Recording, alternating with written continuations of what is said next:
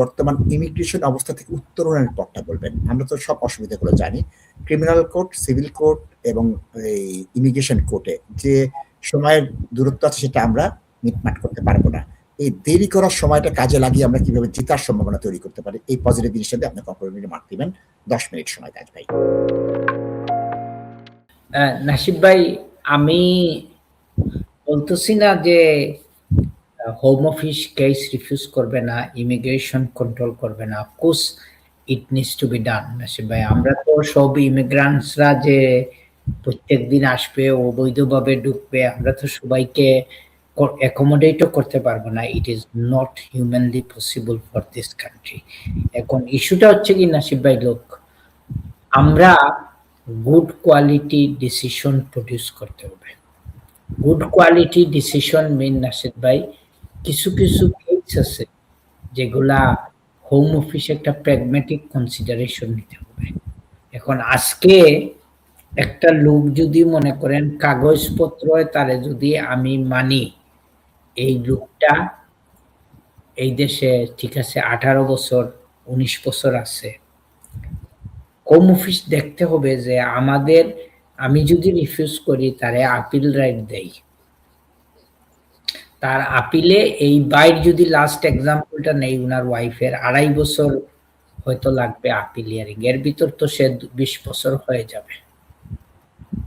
এখানে তো নাসিব ভাই কোনো কিছু মানে আনরিজনেবল চাওয়া হচ্ছে না, কারণ আপনি 20 বছর না হইলে তো আপনি আর্টিকুলেটের প্রাইভেট লাইফ আছে, ভেরি সিগনিফিক্যান্ট অবস্টিকল টেস্ট আছে, যেটাকে আমরা কমনলি নো 276 এডি সাবসেকশন 6 টেস্ট। তো ওই গ্রাউন্ডে তো ইমিগ্রেশন অফিসার ওইটা গ্রান্ট করতে পারে। দেন এর রেজাল্ট হচ্ছে কি নাসিদ ভাই, হোম অফিসের ব্যাকলগ কমবে এবং এন্ড অফ দ্য ডে কিছু কিছু কেস আছে যাদেরকে এখানে রিমুভ করা সম্ভব হবে না। এবং লাস্ট উইক আপনার ওই ক্লায়েন্ট, আমার এই ভাইটা আমাকে বলছিল যে সবাইকে উনি রান্না করে খাওয়াইবে, উনি এস্টাবলিশড হচ্ছে। সো দর্শক, আপিলের দিন এই কোভিডের সময় উনার হিয়ারিং হয়েছে। তো জাজকে লাস্টে আমি বলছিলাম যে আল্লাহ আমাকে এই কথা বলার সাহস দিতে, যে বলছিলাম আমি জানি তুমি ওই কেস দিবাই না, আমি কি সাবমিশন করব, আমি তো জানি তুমি ওই কেস দিবাই না, কিন্তু তোমারে আমি বলতেছি সে তো 20 বছর হয়ে যাবে 3 মাস পরে, আমি তো, তুমি রিফিউজ করবা, আমি 20 বছরের কেস সাবমিট করব, ইট উইল বি এই no go joint for the home office and the court, তারে কে কে এখান থেকে রিমুভ করবে। So you better take a pragmatic consideration and do it. উনি অ্যালাউ করে নাই, আমি পরে 20 বছরের কেস করছি, উনি পেয়ে গেছে। সো দর্শক, এইটা কিন্তু আমাদের যাদেরও কিন্তু চিন্তা করা দরকার নাসিদ ভাই, and we need to have a judges who are sufficiently experienced to understand।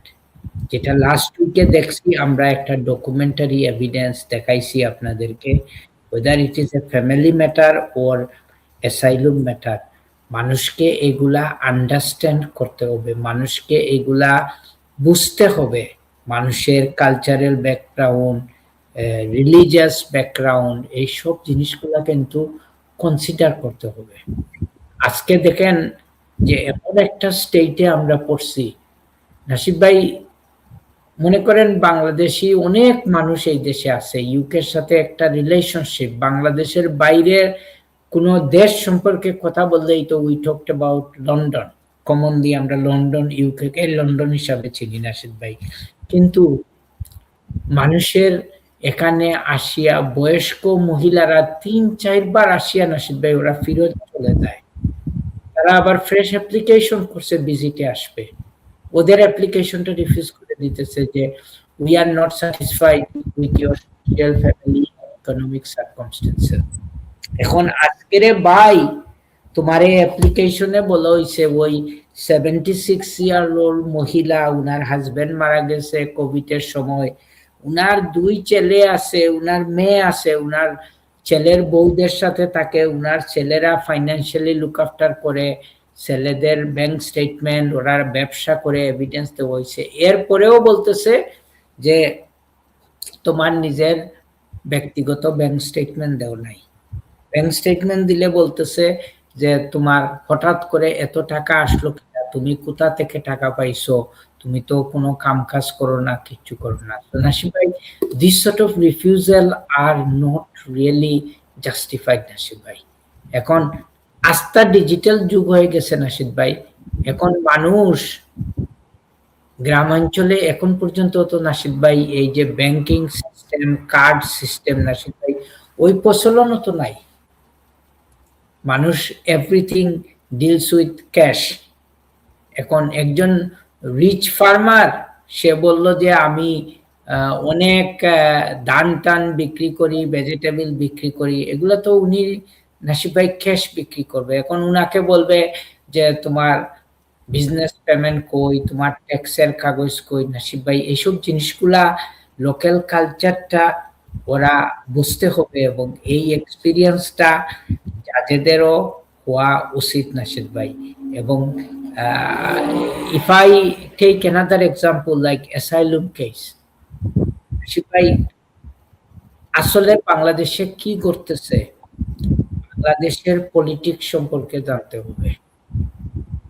আমি তো খুব সুন্দর করে সবসময় বলি এখনকার সাবমিশনে, হ্যাঁ তোমরাই তো 2020 সাল 2023 সালে বলছো ওইটা ওইটা, তো এখন ডিসেম্বরে আসিয়া ওইটারে উল্টাইয়া অন্য জিনিস বলতেছো। এখন 3 বছর মনে হয় হয়ে যাচ্ছে, নাকি 3 বছর না 2 বছর হচ্ছে না করার পরে, 24-এ করছিল, 2 বছর হয়ে যাচ্ছে। কই আপনাদের তোমাদের সিপি তোমরা আপডেট কেন করতেছো না? Everybody calling for it. So এগুলার কিভাবে ভাই ওরা ডিল করবে? এখন যদি আপনারা মনে করেন যে এই পুরনো যুগের যে বাংলাদেশের মানুষ গরিব, বাংলাদেশের মানুষ economic migrant, it's not right.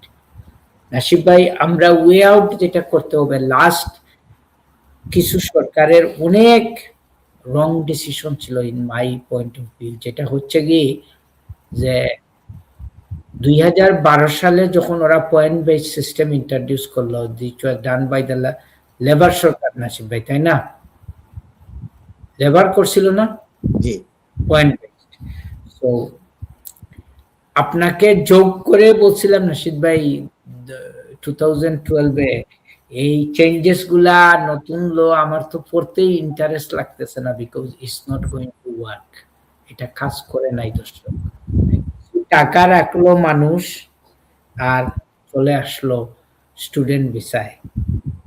So এটা মানে স্টুডেন্ট ভিসার যে সম্মান, স্টুডেন্টের যে কালচার, এইটা ডিস্ট্রয় হয়ে গেছে। কনসালটেশনে আসলেন একজন ক্লায়েন্ট আমার কাছে লাস্ট উইকে, বললো তাজ ভাই খুব দুঃখের জিনিস, আমরা কয়েকটা ইউনিভার্সিটিতে অ্যাপ্রোচ করছি পিএইচডি করার জন্য, ইউনিভার্সিটি গুলা আমাদের মুখের উপর বলে দিতেছে যে আমরা বাংলাদেশ থেকে কোনো স্টুডেন্টের পিএইচডি নিব না, স্ট্রেট অ্যাওয়ে বলে দিছে, because of our track record। এবং to some extent university is not wrong Nasid ভাই, এটা আমরা দোষ দিতে পারবো না। সো এটাও ছিল নাসিদ ভাই স্টুডেন্টের পলিসিটা, যে পয়েন্ট বেস সিস্টেম আর টাকা রাখিয়ে চলে আসা, ওইটাও রং সিচুয়েশন। এটা যারা প্রাইভেট কলেজ ওদেরকে ফ্যাসিলিটিসে টাকা পয়সা বানানোর জন্য কোনো ফিস এটা কন্ট্রোল করতে পারে নাই। দ্য কেয়ার ভিসা, এটাও সরকারের রং ডিসিশন। কোনোভাবে সরকার এটা দিয়ে বেনিফিট নিতে পারে নাই নাসিদ ভাই, because they should know in the first place এইটা অ্যাবিউজ করা হবে, ওইটাও ওরা কন্ট্রোল করতে পারে নাই নাসিদ ভাই। There was another way out of it, এবং তারা তাদের বর্ডার কন্ট্রোল করতে পারতেছে না। as we speaking in last 1.5 hour Nasid ভাই, জানি না কয়টা ছোট ডিঙ্গি নৌকা পাড়ি দিয়ে মানুষ এখানে আসছে। আমরা তো শুধু হিসাব পাচ্ছি যারা আসতেছে। স্কটল্যান্ডের বর্ডার হয়ে নর্দার আয়ারল্যান্ডের বর্ডার হয়ে কত লোক আসতেছে, ওই হিসাব কি আমরা রাখি? হ্যাঁ, নেই। সো ওই গানটা কে গাইছিল নাশিদ ভাই, তার হিসাব কি আমরা রাখি? এখন বাদ দেই, ওই গানটা বাদ দেন, এখন আর শেষে চলে আসছি। সো নাশিদ ভাই, there are way out of it. So আমরা যেটা করতে হবে দর্শক, we have to think very carefully and we have to get proper legal advice যে আমরা কিভাবে কি করব, and we have to learn from the lesson। এবং এখানে প্যানিক করলে হবে না নাশিদ ভাই, এবং they have to think very carefully। the immigrants-দের এখানে অনেক অ্যাচিভমেন্ট আছে, এটার রেকগনিশন থাকতে হবে। এবং মিঠু ভাইকে সাপোর্ট করে আরো 2-3 জন কলার আসছে, যোগ্য মানুষকে আমরা পলিটিশিয়ান বানাইতে হবে আমাদের ছেলে মেয়েদের মধ্যে। হয়তো আমাদের ওই যুগ চলে গেছে, আমরা হয়তো আর পারবো না, we have nothing more to achieve in this life, কিন্তু আমরা যোগ্য করে তুলতে হবে। এবং এইটার জন্য আমাদের ওন কমিউনিটির আমাদের সাপোর্ট লাগবে।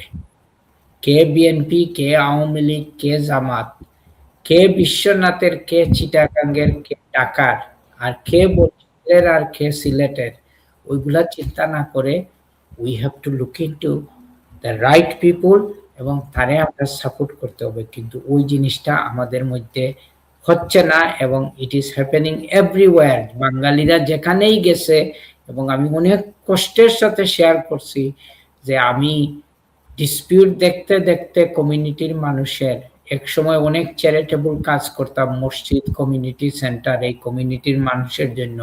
Now I have give up on this nasheed ভাই, বিকজ সিম্পলি এদেরকে কন্ট্রোলও করা যাবে না, বোঝানো যাবে না, ইট ইজ জাস্ট এই আনওয়ার্কেবল সিচুয়েশন। এবং আমরা এটা থেকে বাইর হয়ে আসতে হবে। এবং লাস্টলি যেটা হচ্ছে কি, আমরা যেন আমাদের কোনো আত্মীয় স্বজন, আমাদের ফ্রেন্ড যাদের এই ইমিগ্রেশন রিলেটেড প্রবলেমস আছে, আমরা যেন তাদেরকে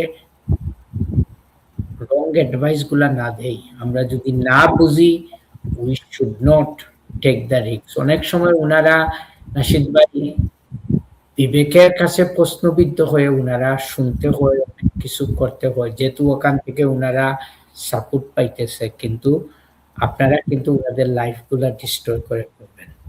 এই যে বাই হচ্ছে ওনার থার্ড এক্সটেনশন, ওনার ইনডেফিনেটলি, ছোট্ট একটা ভুলের কারণে উনি যদি ওভারস্টে করে একদিন, এই হোম অফিস ওনারে ইনডেফিনেট লিভ দিবে না, বলবে তোমার ক্লক আবার শুরু করো। ওইবার রিলেটেড প্রশ্ন আসছে, আপনারা কেন ওয়েট করবেন আনটিল লাস্ট মিনিট? 6 মাস আগ থেকে ব্যাংক ট্যাঙ্ক সবকিছু ঠিক করেন, যান, প্রপার লিগ্যাল অ্যাডভাইস নেন, হোমওয়ার্ক করেন। আপনার যদি স্ট্রেট ফরওয়ার্ড হয়, ফি ওয়েবার দিয়ে দিবে, ঝামেলা করবে না হোম অফিসে। সো আই হোপ নাশিদ ভাই, আমার কমিউনিটির মানুষ এই জিনিসগুলা নোট করবেন, এবং we work together as a community, as a Bangladeshi community, এবং আমরা যেন প্রোগ্রেস করতে পারি। এবং আই উইল টেল এভরিবডি, দেখেন এই প্যালেস্টাইন অ্যাকশন গ্রুপ পাবলিক রাস্তায় নামছে, ইভেন দো দে ডিক্লেয়ার ইট ইলিগাল, কিন্তু পরবর্তীতে কোর্টে তারা ডিফিট খাইছে, কিছুতেই স্টপ করতে নাই। তো এই নতুন সরকার আসার পরে যদি এমন কিছু এক্সট্রিম কিছু করতে যায়, আমি বলতেছি না যে আপনারা রাইট করবেন, আপনাদের রাইট আছে, আপনারা ঐক্যবদ্ধ হয়ে বাইর হবেন, আপনাদের প্রেস করবেন, আপনারা কথা বলবেন for your right, and it will bring change. Thank you. ধন্যবাদ। সব দর্শককে অসংখ্য ধন্যবাদ সাথে থাকার জন্য। সবাই ভালো থাকবেন, সুস্থ থাকবেন, টিভি বাংলার সাথে থাকবেন। আল্লাহ হাফেজ।